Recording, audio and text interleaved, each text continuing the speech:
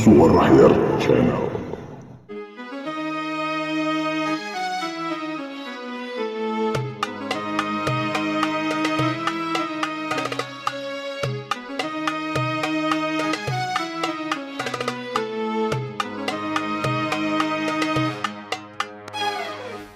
Assalamualaikum warahmatullahi wabarakatuh. Kembali bertemu dengan saya Ahyar M. Permana di Suara Ahyar. Dan kita ada di Tahu Kisah.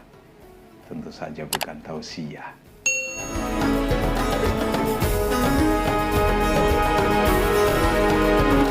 Ini adalah episode terakhir Tahu Kisah di bulan Ramadan pada tahun 1443 Hijriah.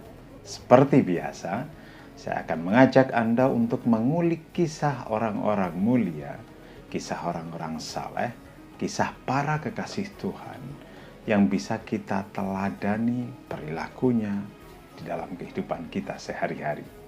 Kali ini, kisah datang dari Ibrahim bin Adham.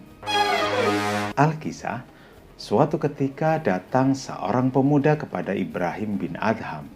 Kepada Ibrahim, pemuda itu mengaku telah melakukan begitu banyak dosa. Dia ingin bertobat, dia ingin berhenti melakukan maksiat. Wahai Syekh, aku adalah seorang pendosa. Berilah nasihat kepadaku untuk mengingatkanku agar tidak berbuat dosa dan bisa membuatku jera dari maksiat. Pinta si pemuda itu. Ibrahim lalu menjawab, wahai anak muda, kalau kau bisa melakukan 5 perkara, maka kamu bebas melakukan maksiat sesukamu. Pernyataan Ibrahim ini tentu saja membuat si pemuda tertarik. Apa saja 5 perkara itu, Aisyah? Tanya si pemuda itu antusias. Ibrahim kemudian berkata, yang pertama, jika kau ingin bermaksiat, carilah makanan selain milik Allah. Wahai Syekh, bukankah semua makanan itu milik Allah dan tidak ada yang memiliki makanan selain Dia? Tanya si pemuda itu keheranan.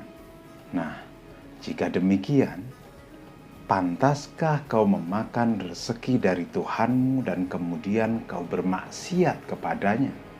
Pemuda itu menjawab dengan tersipu, tentu tidak, wahai Syekh. Kemudian dia meminta syarat yang kedua. Kedua, jika kau ingin bermaksiat, carilah tempat tinggal yang bukan milik Tuhanmu. Pemuda itu menjawab lagi, wahai Syekh, bukankah semua yang ada di dunia ini milik Allah? Bagaimana mungkin aku menemukan tempat tinggal yang bukan miliknya? Kalau begitu, pantaskah kau yang makan makanan dari Tuhanmu dan menempati tanahnya, kemudian bermaksiat kepadanya? Tentu tidak pantas ya Syekh, kata si pemuda. Ketiga, jika kau ingin bermaksiat, carilah tempat yang Tuhanmu tidak melihatnya.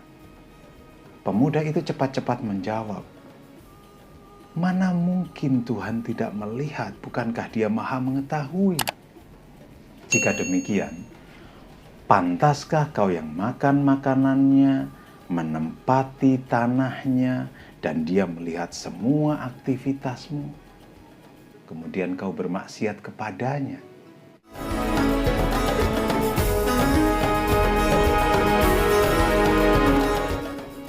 Sekarang yang keempat.